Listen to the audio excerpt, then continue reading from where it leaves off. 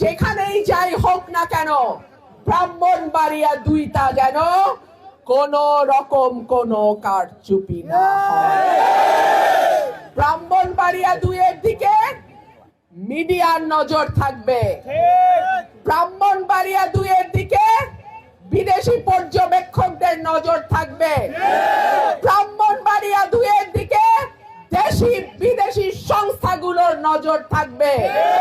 সুতরাং কেউ যদি মনে করে একটা ব্যালট পেপারও তারা জাল করবে, তারা পরিষ্কার জেনে রাখো তাদেরকে সমুচিত জবাব দেবে আমার ভোটাররা। প্রত্যেকটা কেন্দ্র আপনারা পাহারা দিবেন।